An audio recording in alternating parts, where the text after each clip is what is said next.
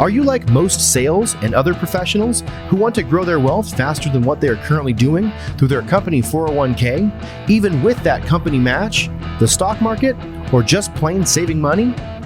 Would you sleep better at night if you had the financial freedom to be job optional in just 3 to 5 years through investing in real assets?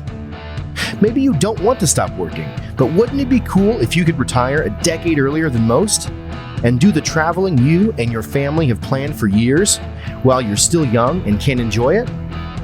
Let's face it, most busy professionals don't have the time or desire to take on more work outside of their W-2 to grow their wealth. On The Wealth Flow, each week we share the stories, the investments, and take a deep dive into the various asset classes that can deliver that accelerated growth to your portfolio passively. That's right, no extra work for you. Instead, we'll put your money to work. Learn what the 95% aren't talking about and join the top 5% of earners today on The Wealth Flow.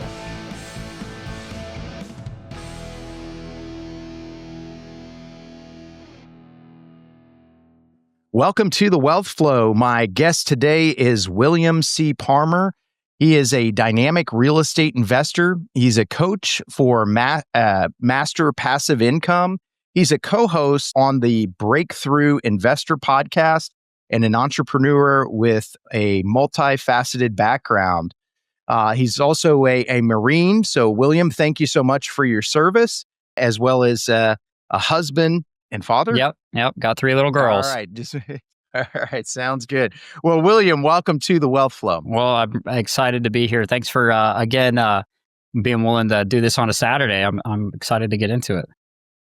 Yeah, me too. I can't wait to hear about your story. But if we could maybe start with just your background, where you grew up and then what led you to the military and then also to investing in real estate.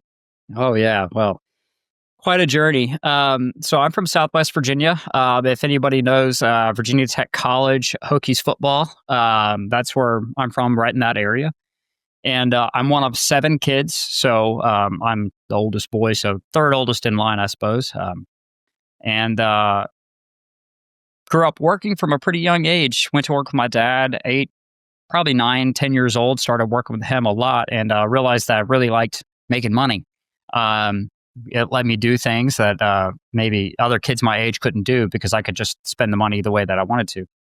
And my parents were always good about managing money. So I tried to follow their footsteps as best I could. And from a young age, I knew that I wanted to go in the military. I'm one of those kids. I was pretty young when 9/11 happened, but that had a very profound impact on me personally.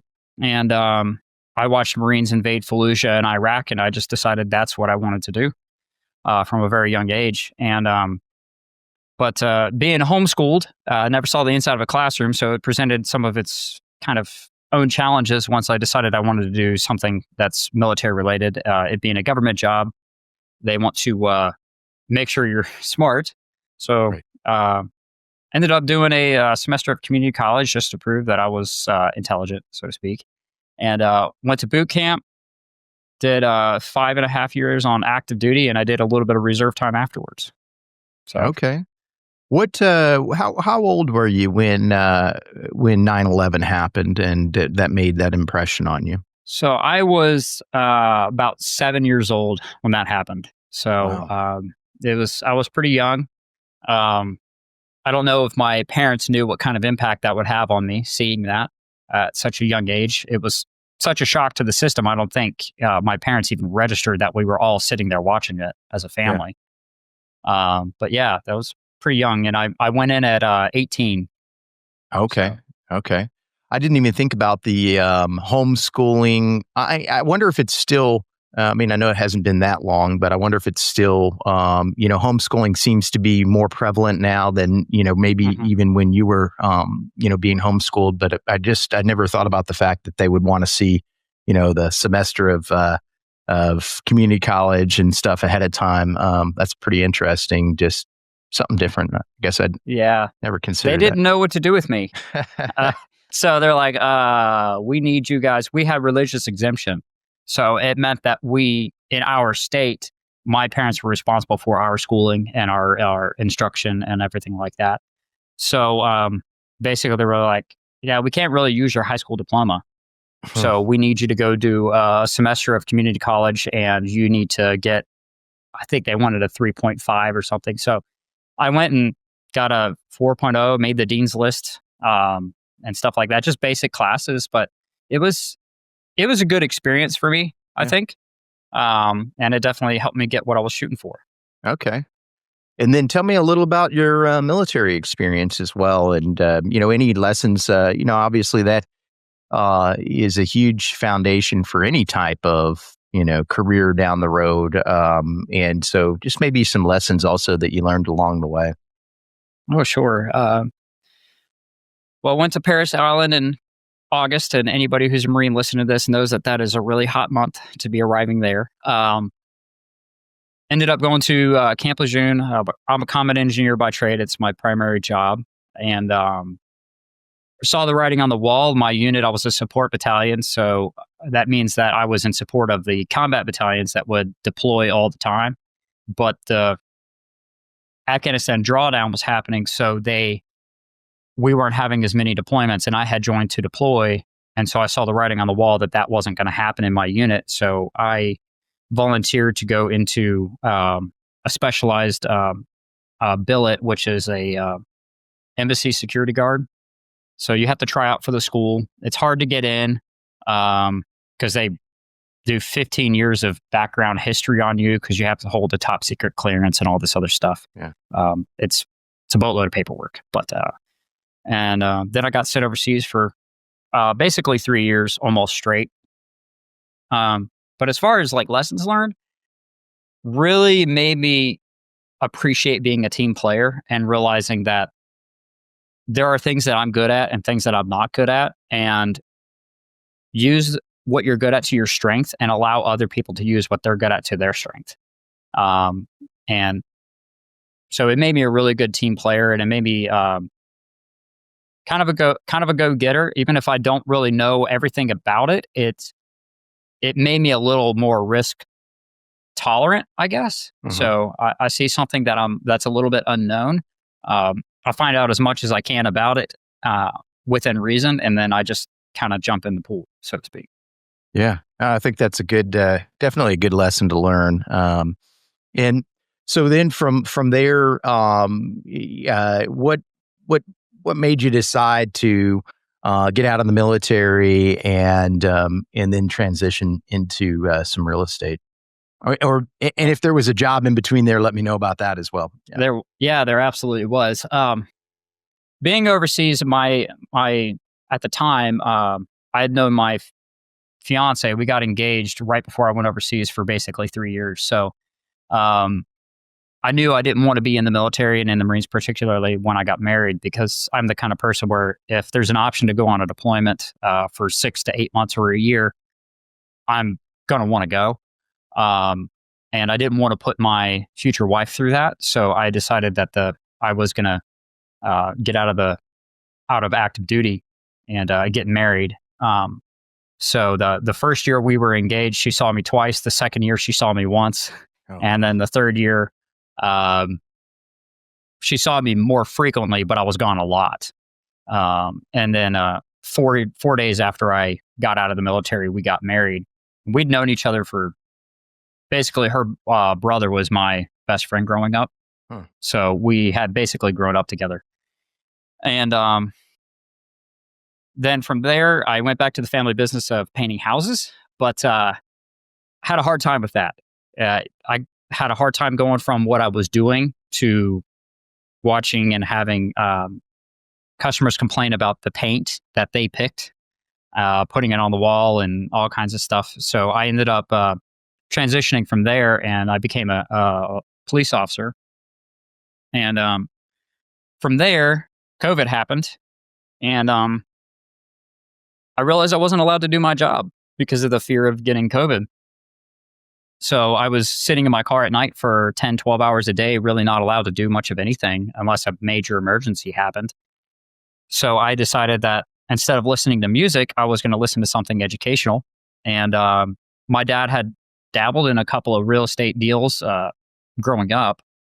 And so it's like, well, I'll just search Spotify and see what kind of podcasts there are, because I've never been a podcast listener, and now I'm an avid podcast listener.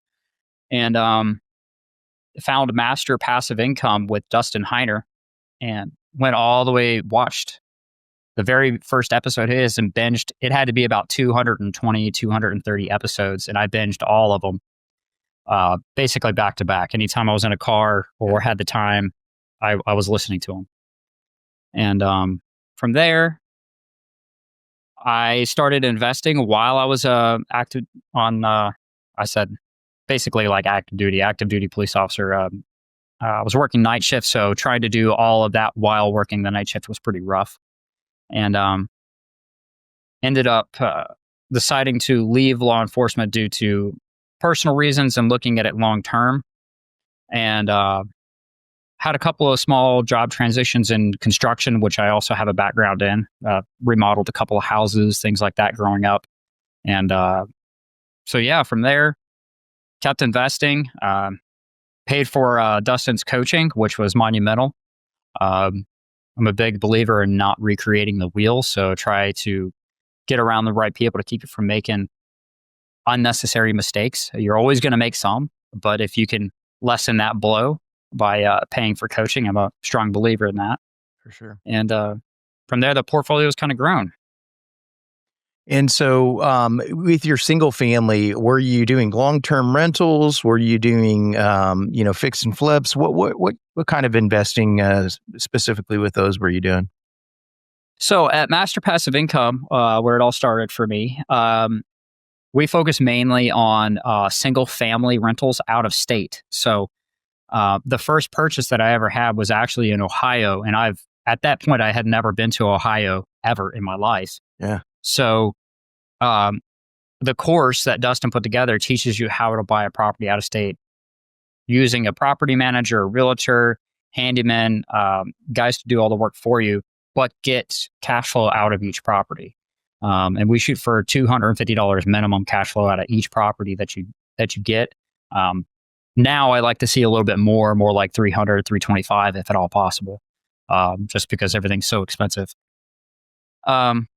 So started there, ended up growing a little bit more, bought a duplex from another investor, local to me in Virginia. Everything else I own is in Virginia, which I never thought I would own here because the real estate is really pricey here. Yeah. And it's hard to make anything cash flow because I don't invest for appreciation. I invest for cash flow.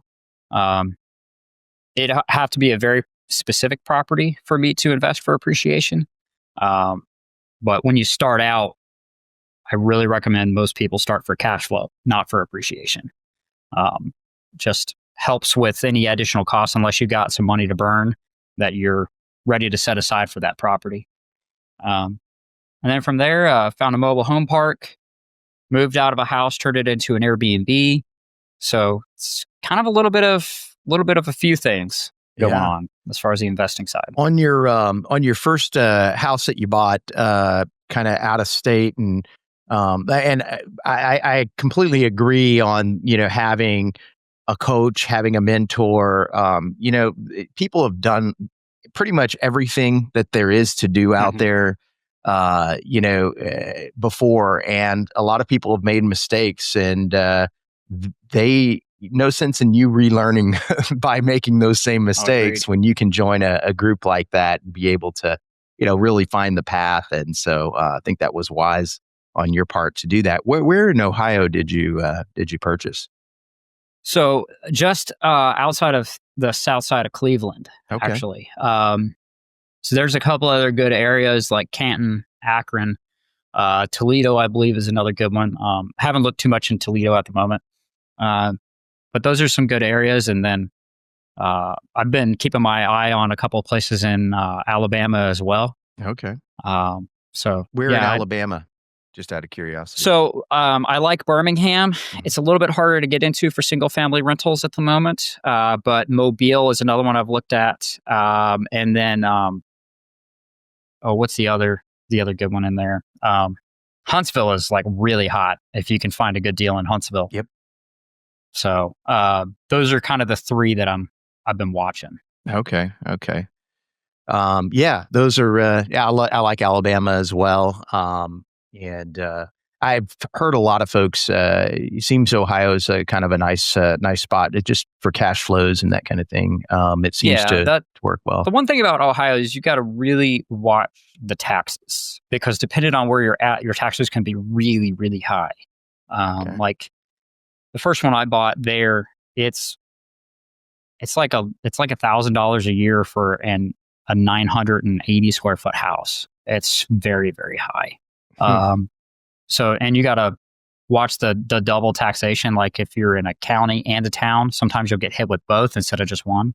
So you have to, I always double check that with every property. Make sure you're keeping track of both of those. Okay. Well, yeah, every state's a little different. If you look at like Texas and Florida, I mean, our property taxes are crazy. So that $1,000 sounds pretty good to me compared to what we're paying. Well, it's all subjective, because I think it's interesting. You talk to people about real estate and they say, "Oh, the market's terrible." Well, is the market terrible where you are and where you're looking? Most people don't think about buying outside of where they live. They look at where they live. And it's a great advantage when you have your eyes kind of opened up to the possibilities. You can buy basically wherever you want. Just it needs to make sense cash flow wise. So there's nothing saying you have to buy in your backyard. Yeah, for sure. No, it opens it up quite a bit. Maybe if you could talk a little bit about those systems and stuff that you had to put in place, because we've got a short-term rental in North Carolina, kind of in the Smoky Mountains, and I did that intentionally. It's so far away from me that I had to put the systems in place. That's worked out. It's worked out well. It's been a little frustrating because a lot of the rest of my portfolio is fairly close, where I, have at least the ability to drive to it and say, what's going on here or whatever. And so there's been some instances where there's a lack of control from that standpoint, but that's also forced me to find people, boots on the ground that I can, rely on and, put systems in place. So I'd just be curious to hear, what through that coaching, some of the recommendations that have been made to, assure that you've got, the right team in place. Oh, absolutely. We're a big believer at Master Passive Income of building the team before you buy the property. So we don't want you to buy the property and then rush around and try to build the team, because you don't have enough time to vet the people on your team, to ask the right questions, to do it thoroughly. So what we like to have people do is find an area that you think would be good. And then once you kind of dial down, you find a couple of properties that you think would be good properties. And I tend to like to get ones that need a little bit of lipstick on the pig, so to speak, a little bit of fixing up, force that appreciation a little bit. And then I run a BRRRR strategy almost on everything. Even the mobile home park, I ran a BRRRR on. So the property managers, we treat like the quarterback of your football team, right? They're the most important player on the field. So property managers, realtors, handymen, roofers, plumbers, electricians.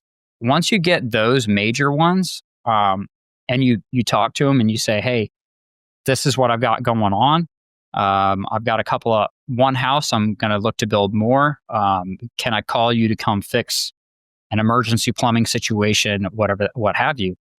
But if you're kind of like me, I don't even want to do that as an owner. I want a property manager to do all that, which is why we hire them. So in Master Passive Income, we have a pretty strict vetting system, and you make a certain amount of phone calls. We have 22 questions that you ask, and we actually recommend that you don't ask all 22 in one phone call. We do it periodically. I like to do it over about 14 days or so. And you reach out to your property managers and you rank them. Out of the first 5 questions, you rank them. Okay, which one ranked number one, which ranked number two, and then why. And then you set up a date to call them back, and you ask another 5 or another 7. And you go through, and then by the end of it, you have ranked your favorite, your next favorite, your third, your fourth, your fifth. So that way, if number one doesn't work out, you immediately can switch to number two. Yeah. You're not waiting around. You're not rushing around. You're not as stressed. I won't say that you're not stressed in a situation like that, but you're not as stressed. But the property management is going to be the most important, in my opinion. I always like to ask them, like, what kind of contacts do you have? Do you handle everything in-house? Is there additional fees for that? Look thoroughly through their property management agreement to you. And if they're more expensive percentage-wise, if they're like 12% or something, I want to know why they're more expensive. It doesn't mean I won't work with them, but I want to know what I'm getting for that extra 2%, because I found on average 10 is kind of the average for property management. So we teach people how to really go through that. But even before all of that, we teach people how to set up the actual business, create the LLC, do the bank accounts, find an area, which a lot of people get hung up on, that is how to find an area of the country to actually invest. And we just use Zillow. It's really not too difficult once you figure out the method, and it's a rinse and repeat kind of thing that you can do over and over and over again. Yeah. Okay. No, that's neat. And yeah, that's great to hear the process that you've got with a series of questions. And I agree. Property management is a huge piece, and not every property manager is the same, as you know. And it's interesting to hear just the percentages. That's pretty common here as well, for it to be about 10%, especially if it's a small a home here, a home there type of thing. Obviously, a larger portfolio, you may have a little bit more room to negotiate it down, because you're giving them a lot more business. But yeah, if you're adding one at a time, 10% sounds about right. I've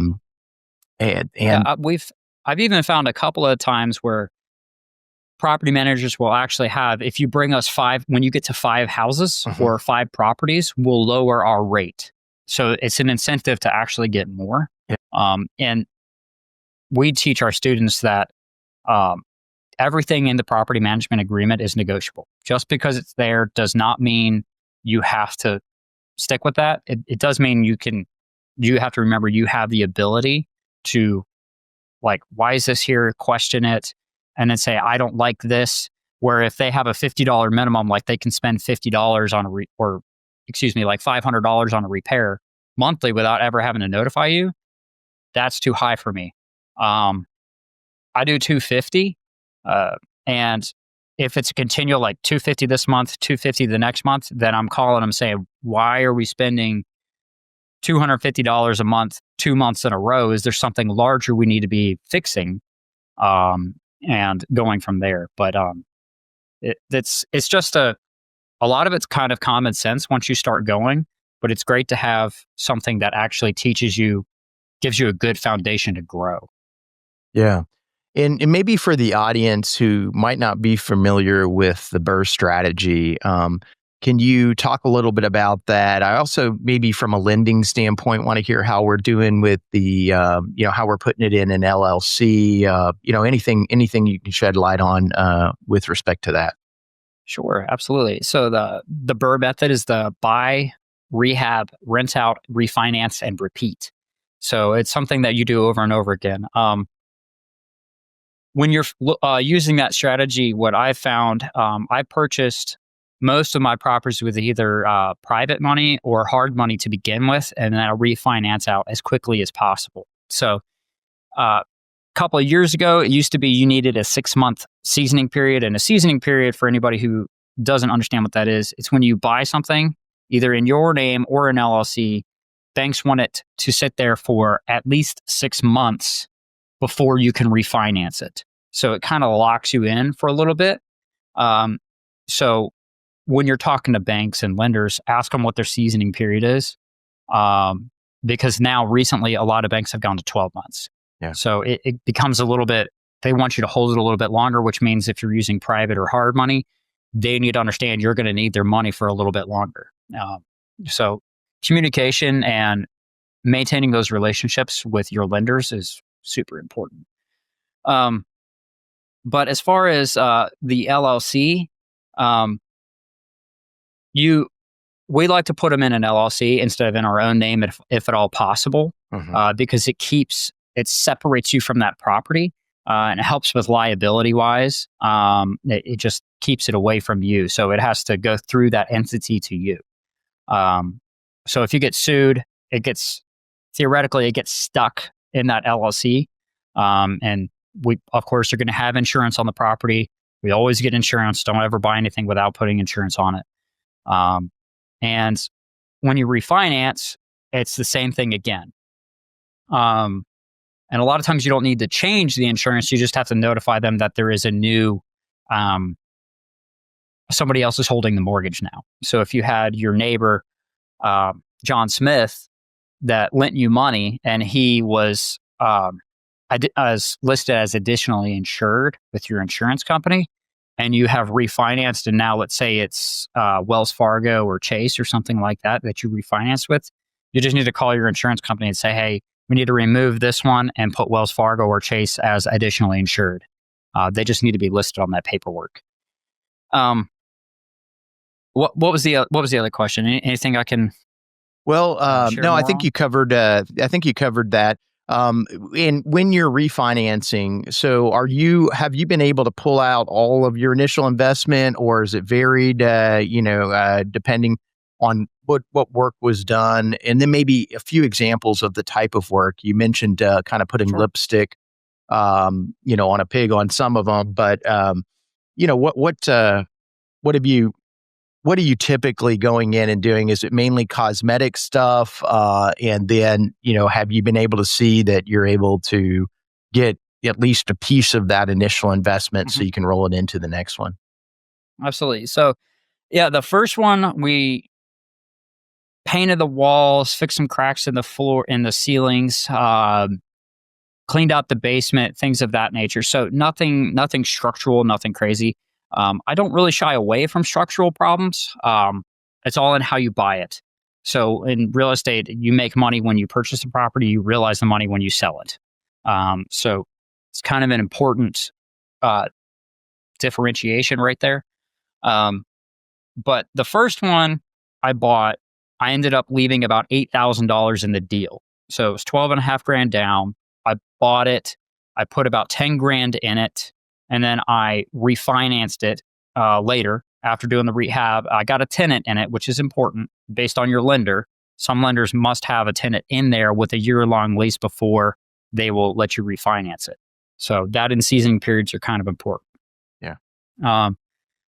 That one, when I refinanced, I wanted a certain amount of cash flow.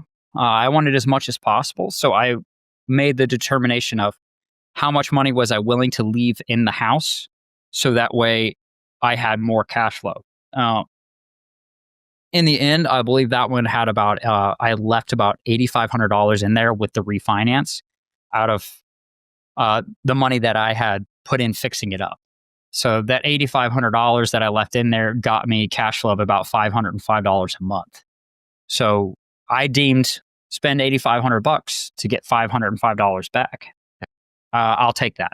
I was like, that's pretty good. Couple others. I had the second property I ever bought, I actually used private money to purchase. And I was buying it from another investor. And it just so happened, when you get in real estate and you're just starting out, you'll have 60 grand in your bank account one month, and the next month you have like 5 grand, and it's like quite a fluctuation. Right. And you wonder how in the world that happened. But I called my private money lender, who I had just met. This was he might actually, I take that back. He helped me buy my mobile home park first, and this was our second deal together. We were looking at a duplex. And another investor had it. He had bought it really cheap. It had been a good property for him. And he said, "Hey, do you want to buy this thing? I want to liquidate so I can get into something bigger." And so I called my private money guy, said, "Hey, I got this thing." He said, "Well, how do you want to structure this?" I said, "Well, I would like to use your money for 100% of the purchase price, which was, I believe it was about 96,000, somewhere around there." Okay. And this was I think this was early 2022, like January 2022. And so he said, "That's fine. I'm going to use your mobile home park as collateral." And I said, "Great. That works for me." Because he'd helped me purchase it, so he was familiar with the property. And it just so happened that everything hit really funny to where it was like, I'm not comfortable with the amount of money I have in my bank account to actually close this deal, because I had to bring a little bit to the table for closing costs and things of that nature. So I went to the seller, who's another investor, and said, "Hey, I really appreciate you offering this to me, but I'm not really comfortable making this work because of X, Y, Z." And him being an investor said, "Well, what do you need to make it comfortable?" And I said, "Well, 10 grand. He said, "Well, I still need it to sell for 96. So he said, "Why don't I give you a $10,000 personal line of credit, and it'll be minimal payments, but you can pay me back. You can have the money for a year." And I said, "Well, if you're willing to do that, let's do it." So we moved forward, and I ended up getting a check for $6,500 at closing. And I used that money to immediately turn around and run some rehab on it. We painted both units. I bought a couple of small appliances, redid the back deck, just made it look nicer than it was. And then we rented it out. And at the time, it was still 6 months. So 6 months later, I ended up refinancing it and almost did a debt service coverage ratio loan, a DSCR loan on it. Mm-hmm. But I decided that I wanted all my money back out instead of getting more cash flow. I figured, hey, the rents are going to raise in about a year, and we're going to use the BRRRR method, the rotational utility billing, to get our money back that we're spending on water and things like that. So I said, well, I'll take less cash flow if I can have all my money that I put in the deal back out. So that's what we did. We ended up having to do a commercial style loan. That's kind of how it worked out. So it was a 5-year balloon, but it's a 25-year amortization. So it was about just shy, like $198 cash flow, which for a duplex is not great. Right. But it allowed me to have all my money back, so that way I could go into purchasing more properties. And we were able to raise the rents and use the BRRRR method. So that is getting more cash flow out of it currently. And it's in a loan for the next 3 years, and then I'll either refinance it or I'll sell it to another investor. And we forced the appreciation from 156,000 to 220,000. So nice. It was a pretty solid deal. So I left no money in that BRRRR method flip. Yeah. There's a lot of creative stuff within that deal that I think the audience can learn from. A lot of times if you're looking at what you got left and, like, I'm not really comfortable moving forward, most people probably would have stopped at that point.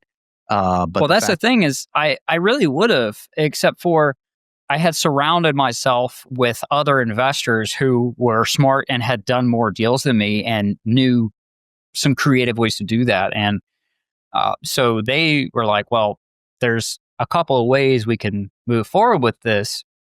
And then they presented the options, and it just really kind of opened my mind to the possibilities and potential of getting yourself in the right room with the right people, people who are a little bit farther than you in real estate. It's a great thing because it broadens your horizons for what you understand, what you start to learn.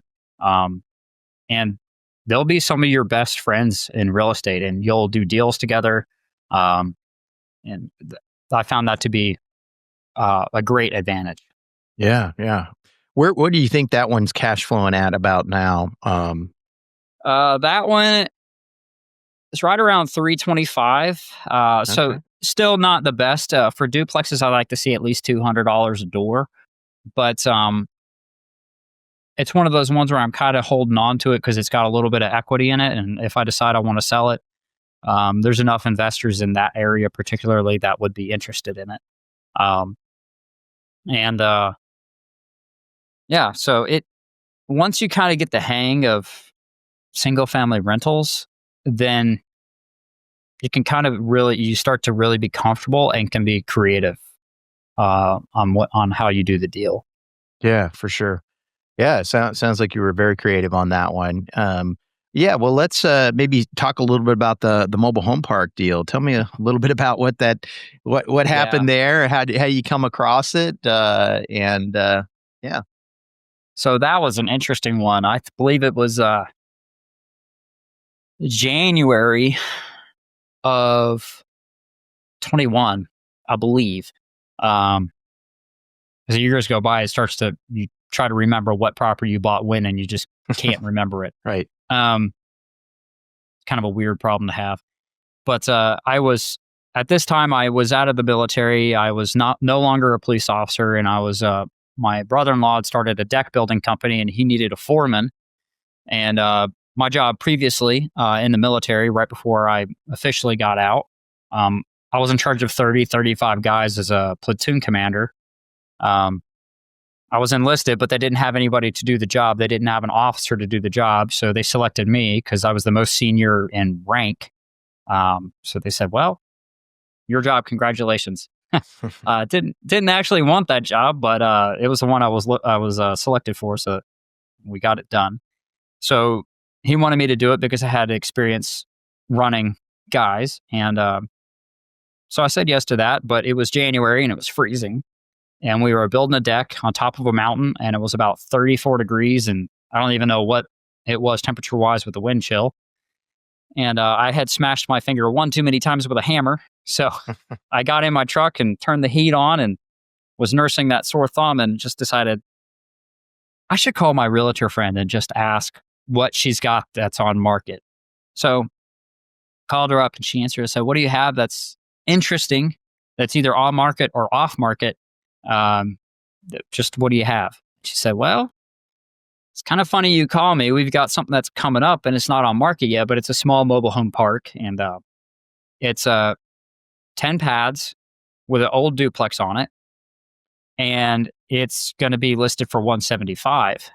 I said, "Well, that's interesting. I'd like to learn more." So she sent me all the details, and it's in a neighboring county from where I live in Virginia. And man, there was a lot of learning curves on that deal. So this was actually the first deal that I ever used private money on. And so it was very interesting. And my private money lender, God bless him, and I really appreciate him so much, I brought the deal to him, and we had met at a Panera Bread over a cup of coffee. And this guy is smart. And I said, "Well, here's what it's bringing in cash flow wise. Here's the expenses. Here's how we're going to raise the rents." And keep in mind, I had never bought one of these things before, and I wasn't blowing smoke because I had talked to enough people in the area where I knew what the lot rent should have been or could have been. And it was $105 a month lot rent, and it was a joke. Yeah.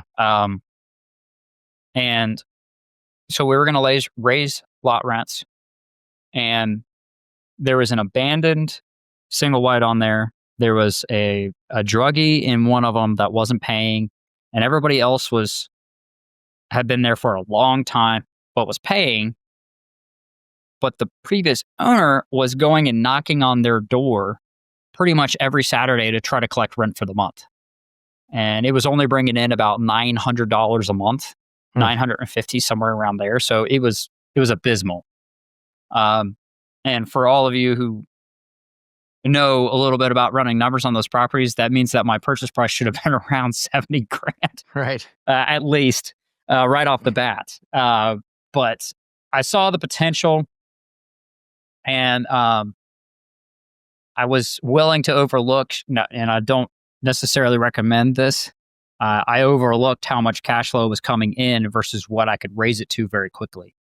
So I was willing to take some risk, and my private money guy, after explaining kind of the method of how to increase the profits, he was willing to take the risk with me, which I think was astounding, honestly, now that I look back. And we ended up purchasing for $175. We did negotiate down because the guy took a $25,000 loss. He had owned it for 4 years, and he had purchased it out of state, and he had moved to the area, and he didn't do his homework. He wanted to basically bulldoze the whole thing and put fishing cabins there because of its location. It's close to a river, it's close to a waterfall with a really good hiking trail. So potential attraction. And it's a very small town. It has one stoplight. Kind of think of it, I don't even think it has a stoplight for the main road. It just blinks yellow, tells you to have caution, and that's it.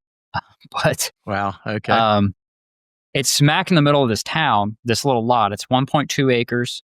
And I can stand on the edge of the property and throw a stone and hit the chief of police's car. I don't recommend that. I did not actually do that, but it's about the right distance. Right.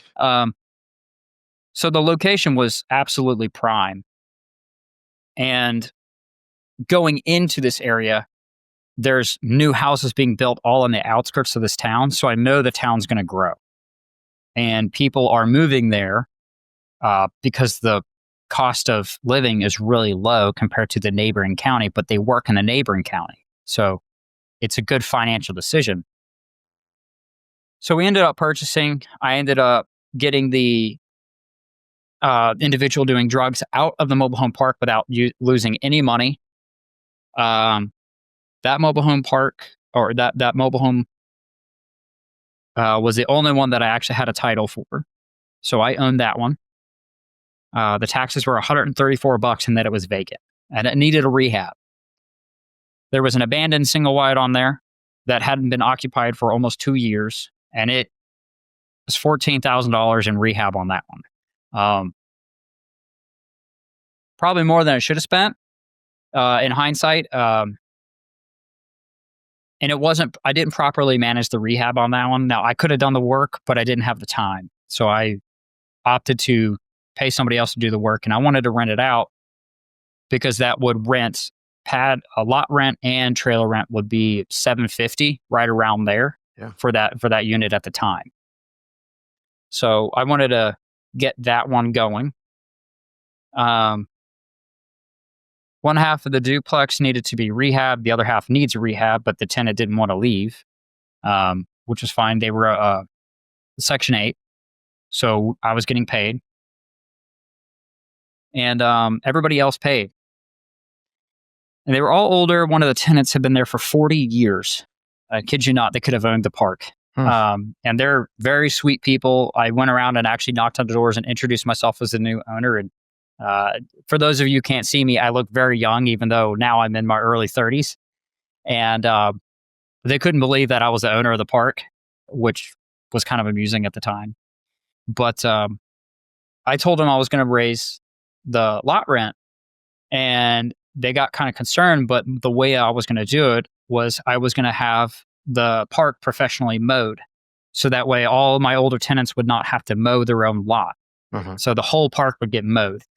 And once I told them that, they were more than excited to have the lot rent raised, because it meant that they didn't have to think about gas, didn't have to think about getting out there and mowing. And some of these people were in their early 80s. And I really didn't want them to have to do that. So once that was explained, there was absolutely no qualms about raising it. And we did 2 raises. And I believe, I actually have to check with my property manager because I can't remember what it's currently at. But we ended up having it at $205 lot rent for everybody who owned their own trailer. Okay.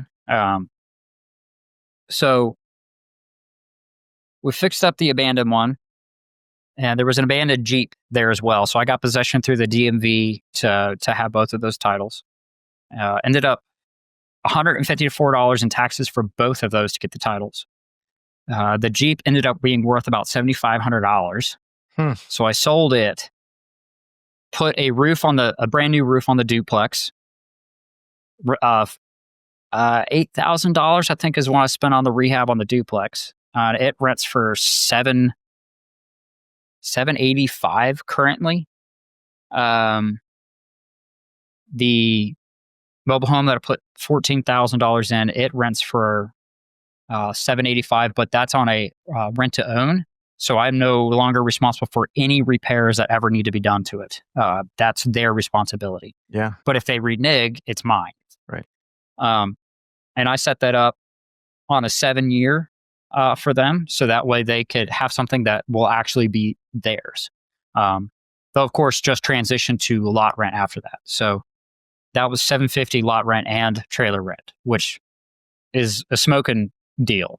And then the other one, the one that I had the title for originally, they, the people who had moved into the other single wide, they actually said that they had family members that wanted to go look at that one, even though it hadn't been rehabbed. And I said, well, you're welcome to go look. I haven't done the rehab on it yet. And they said, all right. So they went and looked and they said, we'd like to do it. We'd like to, the same deal you gave our family members, but we'll do the rehab ourselves. I was like, okay. I did a little bit more that I probably should have, because I met with these individuals and actually had them, most of them had never lived off of a budget. And I was trying to be very aware of what they could afford. So I made them meet with me and I said, we'll do this, but you're going to meet with me and you're going to bring all your finances. What do you owe for vehicles? What do you owe for phones? What do you owe for all this? So I want to know what they had incoming and what they had outgoing. Because I didn't want to make their rent so high that they were constantly struggling all the time. I actually wanted them to be able to have money to spend at the end of the month. So we picked a number. We agreed on a number that was comfortable for me. It was comfortable for them. So that way they weren't pinched. And my theory behind that is make it so they can afford to live there. So that way I don't have to deal with a lot of turnover. Yeah. And that's worked well. Like they get late every once in a while, but they just pay the late fees and they move right along. Okay. So that's been beneficial. Yeah, it sounds like you've done quite a bit. And how long have you had that one? Oh, I'm trying to remember. I believe that's coming up on 3 years currently. So it, all in all, as a whole, oh yeah, I forgot to mention, it's town water and town sewer, and they pay all their own utilities. So I have no utilities for the whole park. Oh, that's perfect. That's good for only thing I pay is grass. Yeah. Okay. So currently it's bringing in, and it fluctuates a little because it's a mobile home park. It's kind of like apartment buildings. People are late, things like that. Currently it brings in $3,300 gross a month. Okay. So based on what I had to put in it, it's not the best ROI, but I'm comfortable with it now. And I could definitely refinance that one and pull cash out. Bought it for $175, had to put $25,000 down, did the rehab cost myself, but the tax assessed value is $235 and the appraised value is going to be above that due to the rental income. Mm-hmm. And the other advantage I see with this lot is the town is growing, and this lot is in the worst possible location for growing the town because it is smack in the middle and it's in a teardrop shape. So to get around it, you cannot turn a regular truck. Like it has a road going down two sides of it. You cannot turn a truck around that turn because it is so tight. So it's a huge nuisance. So I figure in about 5 to 10 years, when the town gets big enough, they're actually going to offer to buy that lot from me. And if I do it strategically, it could be $1 million lot just because they're looking at wanting to grow. And it is in a very prime location for that. Yeah, that's neat. Well, no, that's cool. That's it's good experience for sure. Just being able to kind of turn all that around, and the numbers sound good on that. Do you think you have more room to continue to increase the lot rents? Obviously, you want to be respectful of the people that are living there, and not shock them raising it up too much, but just curious as to, what you've seen in, lot rent. If you've, and where did you determine your lot rent? Did you check with some of the other parks, or are there even any other parks in the area? Yeah, absolutely. It was actually really interesting. After I bought it, I was able to get a hold of, I believe, 3 mobile home park owners in that county. Okay. And they were like, oh man, we really wanted it, but it was the wrong timing for me. And all 3 of them said that. So all 3 of these experienced park owners actually wanted to own this piece of property, which I was like, well, that's a good indication that it was a good property in at least some fashion. But I reached out to them and I said, hey, I want to see would you mind sharing what your lot rent is? Because I am sure that mine's very low. And they were very willing to share. And they said, if you need anything, you feel free to call me. I'm happy to help and share, which was an absolute blessing for me. But most of these guys had their lot rent at between 165 and 175, but they're not mowing the lots. Their location was not as prime as mine. And so I decided, well, let's shoot for 205 because that's going to bring the income that I really need to get out of this thing and bring enough cash flow where it's worth it. And then a couple of other things. The other tenants own their own trailers. So I haven't done this yet, but I'm getting ready to, is actually send them a letter with a preemptive offer to buy their mobile homes from them. In the event that they want to move, or in the unfortunate event of their passing, just being realistic. And I've talked to another couple of mobile home park investors, and they absolutely recommend that I do that because they know they have an option, and their family knows that there's an option with, hey, we can move on. We don't need to get tied up. So there's one way there. I do have 3 vacant lots that could have trailers moved on them. And I'm sure you may know, Keith, but depending on the location of the park, the county may have restrictions on the age and or length and width of the mobile homes that you can move there. And I have some of those restrictions on that park.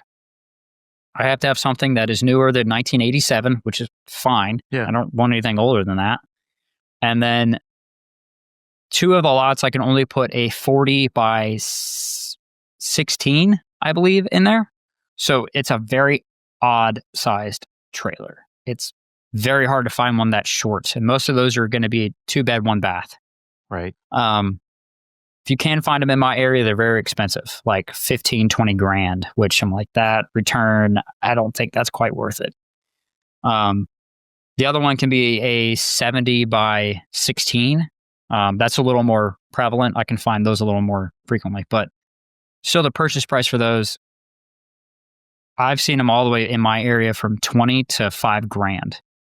So there's quite a spread. The $5,000 one, you're going to put 15 grand in it to fix it. So, and then moving it is about $5 grand in my area. So there's a bunch of nuances that you got to figure out about your county or wherever these properties are, figure out what you can and can't do. Because the last thing you want to do is go against the zoning official and the permit office by trying to do something that they wouldn't have authorized you to do to begin with.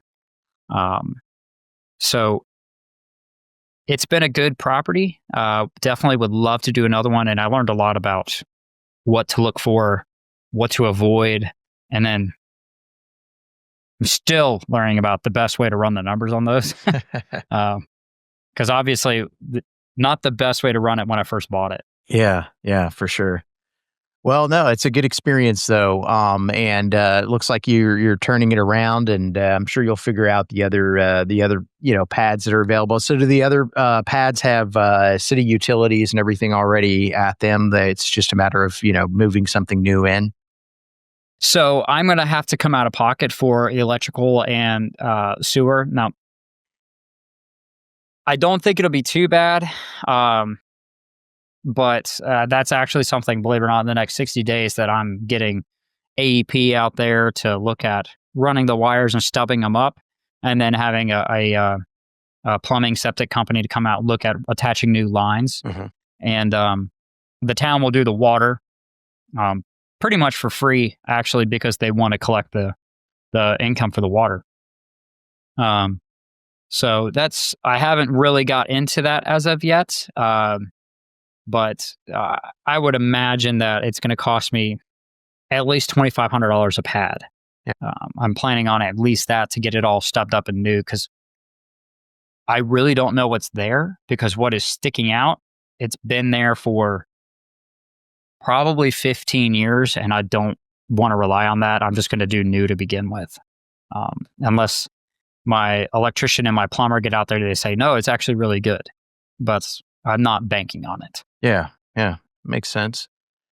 Well, wow, that's it's an interesting journey. A lot of different, very creative things, William. So I've really enjoyed hearing about your story. And how can folks find out more about you if they want to connect with you? Certainly,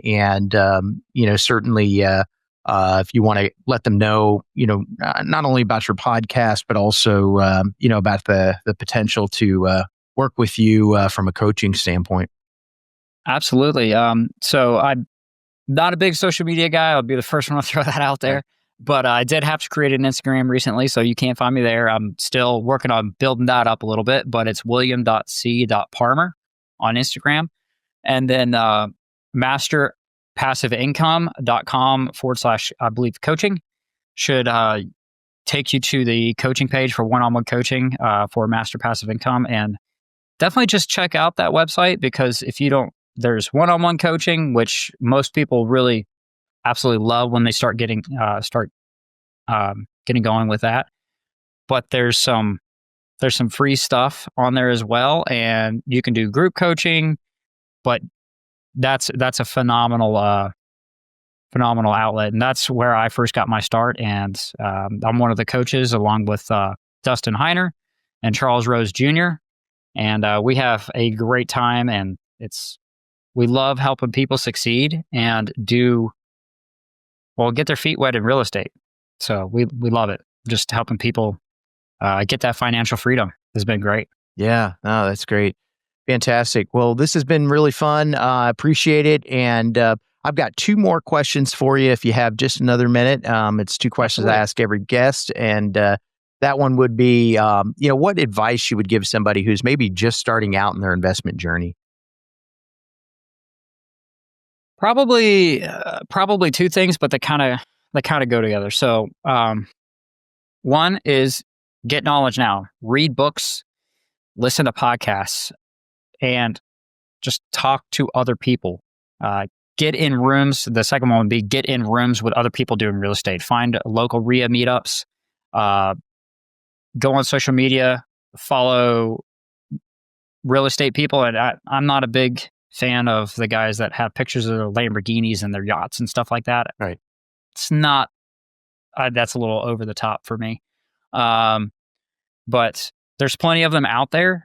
Find some good ones, give them a follow. So that way you're seeing it more often, because the more often you read it, the more stuff's going to stick in your brain. If you're like me, I have to basically have stuff beat into my head, but once it's there, it's there.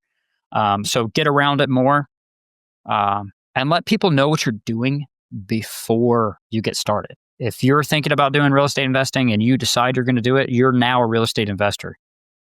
Doesn't matter if you have no properties, you're now a real estate investor. So start changing your mindset and start believing that, telling yourself that it's going to happen. You just haven't bought a property yet. Yeah, no, that's really good advice.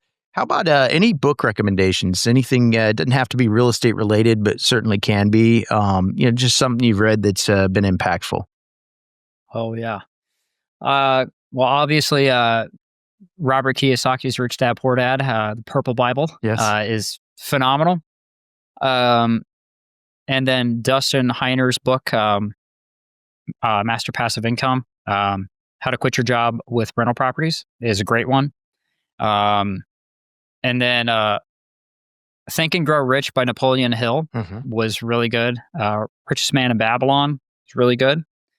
And then non-real estate related, can't go wrong with the Bible, in my opinion. Right. It has a lot of wisdom in there. Yeah. And then going alongside that, I cannot remember the author, but Habits of the Household is a great parenting book. I have 3 little girls, 5, 3, and 1.5. So any help I can get with that I'll take it. Yeah. That's awesome. All right. Well, William, this has been great. And I really appreciate you taking the time to join me on this Saturday and be on the Wealth Flow. Thanks so much. I appreciate it a lot, Keith. It's been a good time. Yeah, absolutely. Being that you're still here, I trust you found value in this episode. I personally wish I would have known these guests and strategies when I started my wealth creation journey. Go to wealthflow.capital to subscribe to our newsletter. And as a free gift, we will send you our quarterly market report and the top 10 things to look for in an investment opportunity. Take a minute to give our show a rating and review. Help us reach 1 million professionals by subscribing and sharing this episode with someone you know who could also find value in it.